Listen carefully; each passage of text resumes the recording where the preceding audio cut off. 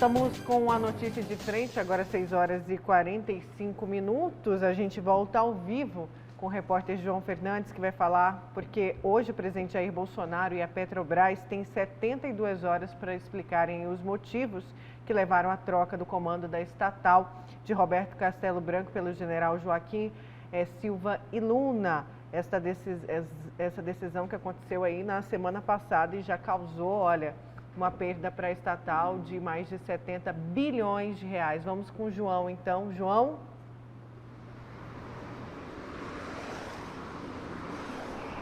Uma perda histórica, né, Nayara? Bom dia novamente para você. E esse assunto do preço da gasolina, de reajuste, de troca na direção da Petrobras tem provocado muita polêmica. Só neste ano, para quem está em casa ter uma ideia, o preço da gasolina sofreu 4 aumentos. Já o diesel, 3 reajustes. Só para quem está em casa ter uma ideia, em 2021 a gasolina ela acumula alta de 34% e o diesel 27%. E na semana passada o presidente Jair Bolsonaro anunciou a redução da cobrança sobre o PIS/COFINS, sobre o combustível, e orientou os estados a baixarem a alíquota do ICMS, que é o imposto sobre circulação de mercadorias e serviços. Claro que isso tem provocado muita discussão. E nesta segunda-feira o presidente afirmou ser possível reduzir em ao menos 10% o preço dos combustíveis sem canetada de sua parte, na verdade, e voltou a criticar a atuação de órgãos públicos que têm responsabilidade sobre essa mercadoria. Ao falar sobre uma redução no preço do combustível sem canetada, Bolsonaro citou, por exemplo, a bitributação do ICMS, que é alvo do governo federal a partir de um projeto de lei enviado ao Congresso há 2 semanas. O assunto mexe com as arrecadações dos estados. E também nesta segunda-feira, o governador de Mato Grosso, Mauro Mendes, durante entrevista a uma rádio, afirmou que não vai reduzir os impostos sobre os combustíveis no estado, como o presidente Bolsonaro sugeriu. Mendes argumentou que o estado não tem como suprir a arrecadação sobre os combustíveis e ainda disse que não vai fazer nenhuma medida populista, pensando na reeleição de 2022. Abre aspas. Vou tomar as medidas corretas. Se a gente puder diminuir algum imposto, a gente vai. Não tenha dúvida disso. Eu também não gosto desse tal de imposto. Eu sou um cidadão, também pago impostos. Sou empresário, também pago impostos. Nós pagamos. Essa fala do governador de Mato Grosso, então fecha aspas. Só lembrando que já há algum tempo muitas autoridades pedem que o imposto sobre os combustíveis seja igualitário, já que a cobrança em Mato Grosso é a maior. É maior que de Goiás e Mato Grosso do Sul. Em Mato Grosso, 17%. Goiás, 14%. Mato Grosso do Sul, 15%. Além de toda essa discussão, outra determinação provocou ontem queda histórica nas ações da Petrobras, que encolheu 100 bilhões de reais desde a última sexta-feira. A troca também do presidente da estatal, tida como inevitável. Enquanto a cúpula da empresa fala de uma possível recondução do presidente Roberto Castelo Branco ao cargo, o Conselho da Petrobras se reúne hoje para uma provável substituição, já que houve uma interferência do presidente Jair Bolsonaro indicando ao cargo o general Joaquim Silva e Luna. Ontem, a Justiça Federal de Minas Gerais, ao analisar uma ação popular, deu ao presidente Jair Bolsonaro e à Petrobras 72 horas para explicar os motivos da troca do comando na estatal. Na ação, 2 advogados pedem à Justiça que dê uma liminar para barrar a troca na direção da Petrobras. O juiz federal André Prado de Vasconcelos decidiu que, antes de julgar o pedido, quer ouvir as partes envolvidas. Então, Nayara, Lúcia, Haroldo, uma terça-feira que promete muito, né? Provocar muitas discussões nessa possível troca na direção da Petrobras, já que a Justiça Federal de Minas Gerais pediu aí 72 horas para todo mundo se explicar, né, Nayara? Isso mesmo, João. Obrigada pelas suas informações. Só relembrando e reforçando aí o que o repórter João Fernandes acabou de colocar, né, essas medidas aí anunciadas pelo presidente provocaram um estrago aí gigantesco, né? As bolsas ontem tiveram uma queda em torno de 5%, né? O Banco do Brasil, não é a Petrobras, não. A Petrobras eu vou falar daqui a pouquinho. O Banco do Brasil, as ações do Banco do Brasil caíram mais de 11%, né? o patrimônio da Petrobras derreteu. Derreteu em torno mais de 20%. A Petrobras perdeu mais de 70 bilhões de reais no seu valor de mercado. Agora, o seguinte, olha... também, Lúcio. Isso tudo por pouco. Não, a Eletrobras perdeu, mas perdeu menos. Mas pode perder mais. Conseguiu se recuperar. Pode perder mais. Porque são estatais. Se quiserem reduzir de forma artificial os preços da energia, dos combustíveis. Gente, olha o que aconteceu lá atrás, né? Quando era presidente Dilma Rousseff, de olho na reeleição, segurou de forma artificial o aumento lá da energia, dos combustíveis, depois foi um estrago, um escândalo, quando tiveram que colocar as coisas nos seus devidos lugares. É isso? Mas só que é o seguinte, o presidente Jair Bolsonaro... Só que agora tem uma defesa, não é isso? Vamos a ela. Não é uma defesa, né?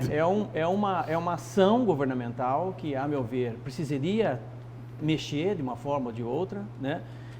Claro que tem um caráter populista nisso tudo, sem dúvida alguma, né? Por conta da eleição de 2022, porque não dá para se reeleger por conta de combustíveis nas alturas, né? Mas ele está mexendo num sistema altamente vicioso, isso é fato. Altamente vicioso, que beneficia um grupo muito pequeno de empresas e grandes multinacionais que tomam e dominam o mundo. E não é muito difícil a gente enxergar isso, né? O presidente Jair Bolsonaro está, sobretudo, tentando evitar uma tragédia, como nós tivemos lá em 2018. Se a Petrobras teve um prejuízo altíssimo, se você soubesse qual foi o prejuízo que nós tivemos durante 11 dias paralisados com aquela grande greve dos caminhoneiros lá atrás, né, também foi um prejuízo bilionário. Então, o presidente Jair Bolsonaro quer evitar isso e, de certa forma, está tentando controlar os caminhoneiros para que nós não tenhamos uma nova greve dos caminhoneiros nos próximos dias. Inclusive, já foi sinalizado essa greve foi sinalizada no início de fevereiro, conseguiram contornar, o ministro Tarcísio conseguiu contornar, e agora já sinalizaram uma segunda greve. Quer dizer, ele está tentando equilibrar as contas, pedindo auxílio por parte do governo, está trocando o presidente da Petrobras, que não está alinhado com essa nova ação. Ele tem essa prerrogativa como presidente da República, claro que tem que passar pelo Conselho de Administração, né? Mas Petrobras nenhuma vai quebrar, Petrobras nenhuma, ela perde nesse momento, famoso efeito Joesley after, perde nesse momento, mas as coisas voltam a se reorganizar nos próximos meses e ela volta a ter capital forte estrangeiro e de investimentos, enfim. Mas eu acho que o governo está tendo coragem de fazer esse enfrentamento, porque não é possível que nós tenhamos um combustível 2, 3 vezes mais caro do que aquilo que a gente produz e vende. Como é que a Argentina, Venezuela, Bolívia pode ter um combustível mais barato, sendo que nós mesmos produzimos o nosso combustível? Imposto, não tem outro caminho que não seja esse. Tributação altíssima em nosso país. Tem muita gente ganhando muito dinheiro por conta dos combustíveis nesse país. E como é que você vai retomar a economia de um país se você não melhora a sua política energética? Não melhora a questão da energia elétrica, não melhora a questão dos valores dos combustíveis. Não tem outro caminho. É simples, é só você utilizar o bom senso e entender que a visão tem que ser coletiva e o Brasil só tem retomada econômica se tiver uma boa política energética. E é isso que o governo federal está fazendo. Simples. Olha só, e a bancada de Mato Grosso está preocupada com a redução gradativa de recursos para as rodovias federais. Este ano não há previsão orçamentária nem para manutenção e muito menos para a construção de estradas. E a gente está vendo aqui, ó, capa do jornal A Gazeta também, atoleiros que estão prejudicando a escoação da safra, o escoamento, perdão, da safra de soja deste ano. Vamos acompanhar na reportagem da Sêmia Mawad. Os caminhoneiros têm enfrentado dificuldades para fazerem o escoamento da safra no estado. Na MT-322, por exemplo, no nordeste de Mato Grosso, foi preciso realizar operação para desatolar os caminhões que transportavam soja. Na BR-158 também teve fila de caminhões atolados e a situação está longe de ser resolvida. O senador Wellington Fagundes chegou a dizer que a previsão de recursos para isso esse ano é zero. Foi decretado emergência lá da BR-158, porque já temos atoleiros, pode ter inclusive um impedimento do tráfego naquela região. E a região do Araguaia sozinha pode produzir tudo que produz Mato Grosso. E Mato Grosso pode produzir tudo que produz o Brasil em termos de produção agropecuária. Por isso, nós somos Estado de solução. Então, espero que já com essa decretação, que a gente pressionou muito, já seja um início de solução. Mas precisamos agora, durante o ano todo, recursos muito pesados nessa área de rodovia. A bancada de Mato Grosso se reuniu e pediu reunião com a participação de representantes do DENIT e Ministério dos Transportes. Na questão da ferrovia, temos duas perspectivas de curto prazo muito importantes, que é o avanço da Ferronorte de Rondonópolis, Cuiabá até o Nortão, e esse já tem recursos garantidos da empresa Rumo, que é a detentora da concessão. Da mesma forma, a ferrovia FICO, e esse foi um bom trabalho também do ministro Tarcísio, que é avançar a ferrovia lá de Mara Rosa, em Goiás, até Água Boa. Para essa ferrovia também tem recursos garantidos, porque será construída pela Vale do Rio Doce, numa permuta da concessão, da prorrogação da concessão lá de Carajás, no Pará, e também da ferrovia Minas Vitória. Em Mato Grosso, 68,1% da malha rodoviária foi considerada de qualidade questionável, segundo a Confederação Nacional do Transporte. Todos os recursos que serão recebidos das novas concessões, das outorgas, sejam investidos 70% na infraestrutura. Exatamente porque, ao fazer isso, infraestrutura de estrada, ferrovia e também os aeroportos. Porque se vendermos para a iniciativa privada e esse recurso não for investido em novas regiões como Mato Grosso, quem vai perder é o Brasil. Um bom exemplo é a Venezuela. A Venezuela tinha petróleo abundante e é um país pobre. Então nós não podemos perder a nossa infraestrutura já existente e esses recursos não serem reinvestidos, e principalmente em áreas novas, como é o caso de Mato Grosso. Com imagens de Paulo Henrique e apoio técnico de Elton Júnior, Sêmia Mauad para a Notícia de Frente. E na semana passada, na sexta-feira, o senador Carlos Fávaro, que é da base política, né? Faz parte da base política do governo federal, fez no Jornal do Meio-Dia uma cobrança dura ao presidente Jair Bolsonaro. Ele disse mais ou menos o seguinte: olha, já se passaram mais de 2 anos. E aí, quando é que o governo vai investir nas rodovias aqui de Mato Grosso? E as concessões Pois também. ele falou das concessionárias, que não são cobradas. mas também das rodovias. Agora, professor, não dá para tapar o sol com a peneira. Não dá para tapar o sol com a peneira. Como tenta fazer o deputado federal Nelson Barbudo, né? Tudo bem, ele coloca aqui, olha, o governador Mauro Mendes tem que fazer alguma coisa, ele aumentou o FETAB, tem 3 bilhões de reais na conta. Agora é o seguinte, olha, não dá para tapar o sol com a peneira. O governador Mauro Mendes tem que ajudar? Tem sim. Tem que colaborar? Tem sim. Aí o deputado Nelson Barbudo sugere aqui uma parceria com o DENIT. Muito bem, a parceria com o DENIT. Agora é o seguinte, não dá para ficar, quando surge um problema como esse aí, dos caminhões atolados vergonhosamente nas rodovias, e isso acontece há muito tempo, é bom ser justo, né? Para fazer justiça, não é de hoje que isso ocorre, né? Mas não dá para fazer como o deputado Nelson Barbudo tenta fazer, de colocar a culpa no outro. É preciso o seguinte, olha, eu vou lá no governo federal, né? Nós vamos brigar, vamos lutar para que isso ocorra, né? Mas não chegar para tentar tirar a responsabilidade de um, querer culpar o outro. O governador Mauro Mendes tem responsabilidade? Tem sim, apesar da rodovia, dessas rodovias serem federais. Só que tem um detalhe, Lúcio, entra ano, sai ano, e esse problema ele persiste. Nós vamos tampar buraco até quando? Aqui na Imigrantes, inclusive, problema sério, todos os dias. Exatamente. Porque o que o senador Carlos Fávaro cobrou não foi tapar buraco. Ele cobrou o seguinte, e aí, vão pavimentar as rodovias federais ou não? Pois é, mas olha, eu já disse por várias vezes isso, né? A grande saída é focar, sobretudo, a nossa bancada federal, focar, sobretudo, inclusive como já tem recurso, focar na questão da ferrovia. A logística de escoamento de commodities do estado do Mato Grosso perde-se muito com relação às rodovias. É um percentual altíssimo de perda de produtos. Mas não tem que focar só na ferrovia, tem mas que a focar ferrovia, nas estradas, sim, Haroldo, claro. com urgência. Você tem um projeto da Imigrantes ali desde 2015 parado. Exatamente, mas a ferrovia é o modal mais prático, mais rápido mais eficiente para o nosso negócio. Mas isso enquanto há não chega a anos é do ferrovia... entendimento. Pois é, mas há anos existe esse debate.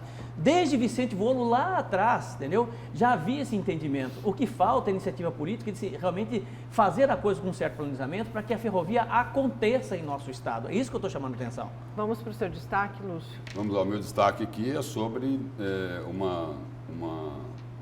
uma ideia, né, que está sendo defendida. Ideia não, uma proposta numa PEC emergencial que pretende acabar com o piso para gastos em saúde e educação.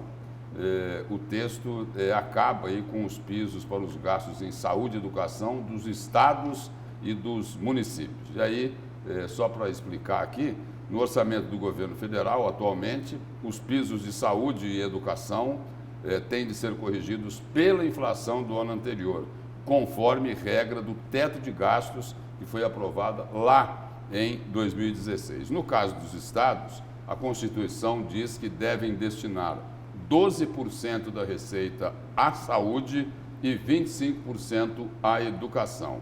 Municípios, por sua vez, têm que gastar, respectivamente, 15% com a saúde e 25% com a educação. O fato é que hoje é o seguinte, né? Eles gastam o mínimo do mínimo. E por que é que eles gastam o mínimo? Porque eles são obrigados a gastar o mínimo, senão nem esse mínimo os governantes, sejam eles prefeitos ou governadores, iriam gastar. Eles esticam de um lado, puxam do outro, para poder para poder comprovar que eles gastaram esse mínimo para não ter dificuldades com a lei de responsabilidade fiscal e também o seguinte, se não gastarem esse mínimo aqui, eles não conseguem aprovar as contas no Tribunal de Contas, né? Eles têm que comprovar que eles gastaram esse mínimo na saúde e na educação, né? E aí é o seguinte, a proposta do senador, que é o senador Márcio Bittar, do MDB do Acre, ele difere do que foi apresentado pelo governo, né, pelo governo federal em novembro de 2019, pela qual os pisos seriam mantidos, mais unificados, dando uma maior flexibilidade a estados e municípios para gastarem mais em uma área do que na outra. E aí o autor dessa proposta, ele afirmou que, embora ela seja polêmica, ele resolveu incluí-la no texto final do seu relatório, porque, de acordo com ele, vincular, ou seja, definir valores fixos, né, nesses gastos com saúde e educação, não surtiu o efeito esperado ao longo dos anos. Que absurdo, hein? Não surtiu mesmo, não surtiu mesmo, porque eles aplicam, na maioria, na regra geral, tem exceções, mas na regra geral, eles aplicam exclusivamente esse percentual mínimo. E o seguinte, eliminando-se a obrigatoriedade desse piso mínimo para os gastos com saúde e educação, isso vai ficar muito, mas muito pior. E aí, só para registrar aqui, no ano passado, no orçamento do ano passado, o orçamento federal, na educação, eu não estou dizendo que não cumpriu esse piso, cumpriu, né? Mas o orçamento da educação no ano passado foi o menor dos últimos 9 ou 10 anos, né? E aí a assessoria do senador aqui incluiu no relatório a proposta do governo de reduzir, não incluiu no relatório a proposta do governo de reduzir a jornada e salário dos servidores públicos em até 25%. Isso daqui é a PEC emergencial, que é um outro caminho aí para tentar retomar o auxílio emergencial. E aqui tem um ponto extremamente positivo para registrar em relação à posição do governo federal, em relação à posição do presidente Jair Bolsonaro. Também não foi incluída no relatório da PEC emergencial a possibilidade, não foi incluído, a possibilidade de congelar benefícios de aposentados, que chegou a ser discutida com a área econômica no ano passado. E essa alternativa foi criticada de forma justa pelo presidente Jair Bolsonaro. Ele ameaçou dar um cartão vermelho para quem defendesse a medida no governo dele. Ou seja, lá em Brasília, pelo menos lá em Brasília, não vão castigar os aposentados, pelo que está até aqui, né? De repente pode mudar, mas pelo que está até aqui, não vão descontar nas costas dos aposentados todos os problemas que são enfrentados pelo país. Agora, acabar com esse piso de gastos na saúde e na educação é uma irresponsabilidade. São setores essenciais que merecem uma atenção muito maior, e quando o gestor e o governante não tiverem a obrigação de investir um percentual mínimo na saúde e na educação, a coisa vai ficar muito pior do que ela já é. Sem dúvida, concordo plenamente com a sua observação, porque, veja bem, se a verba já é chancelada, já é carimbada, né, tentando, de certa forma, obrigar o gestor a fazer o mínimo de aplicação necessária para que tenha uma educação com qualidade, uma saúde com qualidade, e eles são relutentes, muitas vezes, com relação a esse investimento. Imagine se você abre de uma forma que você não tem como controlar isso, ou, de certa forma, esperando que o gestor possa investir até mais do que, de certa forma, já tinha sido chancelado lá atrás como verba carimbada. Eu acho muito difícil, eu acho um atraso, e o problema da educação brasileira não está necessariamente nas questões voltadas a recursos financeiros, mas, sobretudo, a forma pela qual o recurso financeiro é aplicado na gestão principal, no município. A forma com que ela é aplicada é a forma com que ela é gerida.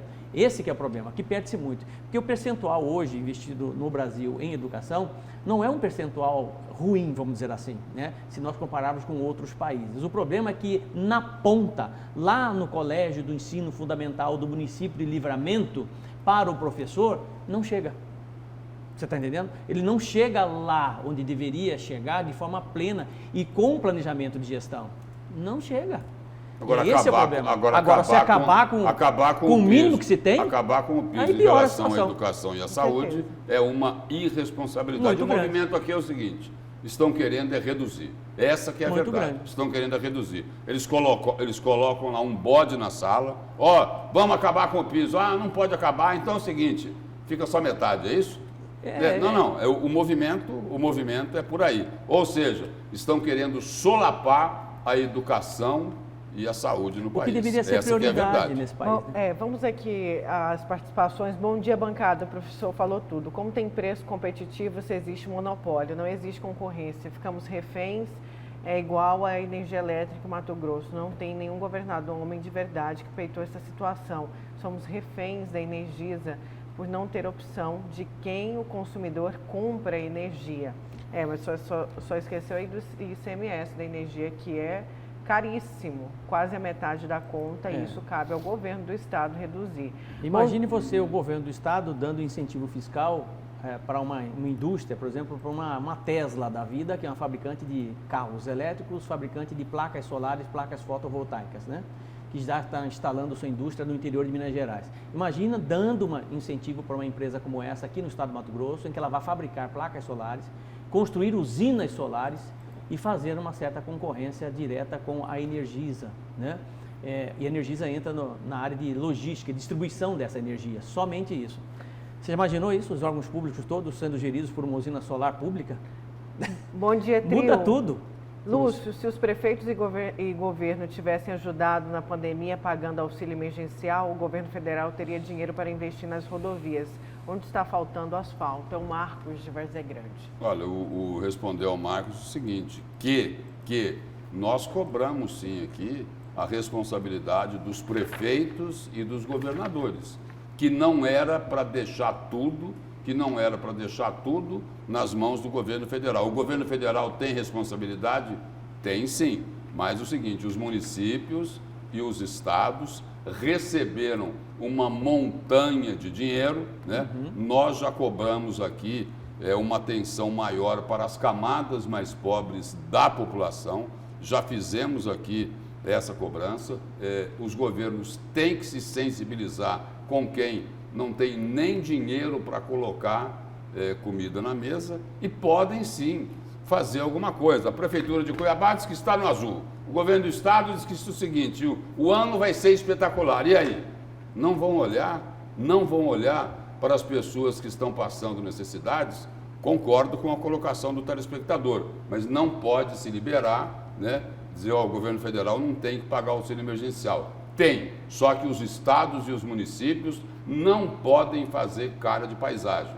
Eles também precisam fazer alguma coisa no aspecto social, uma rede de proteção social para quem hoje está passando tanta necessidade em função da pandemia. Afinal é o seguinte, nós temos no país em torno aí de 14 milhões de desempregados, né?